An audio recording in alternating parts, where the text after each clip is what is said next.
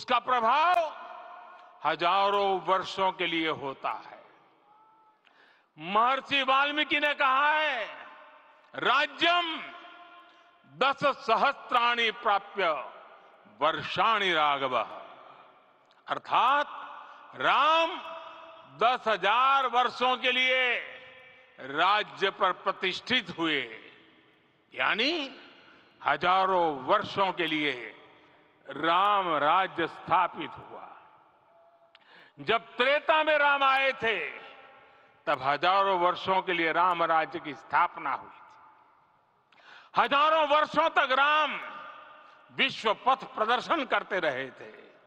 और इसलिए मेरे प्यारे देशवासियों, आज अयोध्या भूमि हम सभी से, प्रत्येक राम भक्त से, प्रत्येक भारतीय से कुछ सवाल कर रही है। श्री राम का भव्य मंदिर तो बन गया, अब आगे क्या? सदियों का इंतजार तो खत्म हो गया, अब आगे क्या? आज के इस अवसर पर जो दैवीय आत्माएं हमें आशीर्वाद देने के लिए उपस्थित हुई हैं, हमें देख रही हैं, उन्हें क्या हम ऐसे ही विदा करेंगे? नहीं, कदापि नहीं। आज मैं पूरे पवित्र मन से महसूस कर रहा हूं कि काल चक्र बदल रहा है। ये सुखद संयोग है कि हमारी पीढ़ी को एक कालजयी पथ के शिल्पकार के रूप में चुना गया है। 1000 वर्ष बाद की पीढ़ी राष्ट्र निर्माण के हमारे आज के कार्यों को याद करेगी। इसलिए मैं कहता हूं, यही समय है, सही समय है। हमें आज से, इस पवित्र समय से अगले 1000 साल के भारत की नींव रखनी है।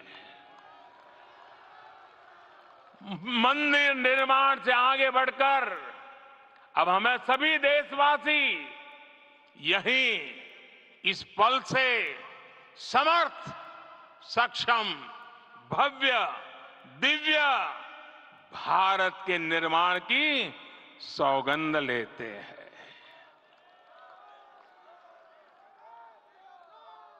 राम के विचार मानस के साथ ही जनमानस में भी हो, यही राष्ट्र निर्माण की सीढ़ी है।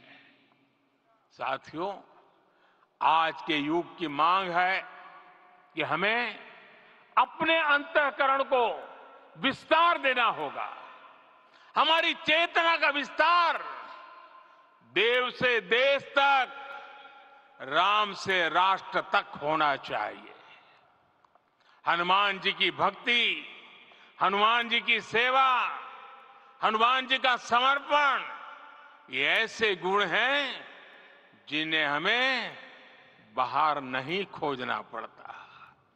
प्रत्येक भारतीय में भक्ति, सेवा और समर्पण के भाव समर्थ, सक्षम, भव्य, दिव्य भारत का आधार बनेंगे। और यही तो है देव से देश और राम से राष्ट्र की चेतना का विस्तार। दूर सुदूर जंगल में, कुटिया में जीवन गुजारने वाली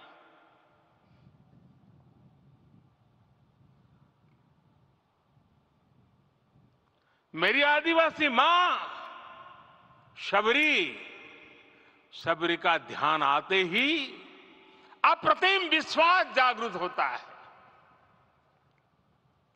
मां शबरी तो कब से कहती थी, राम आएंगे।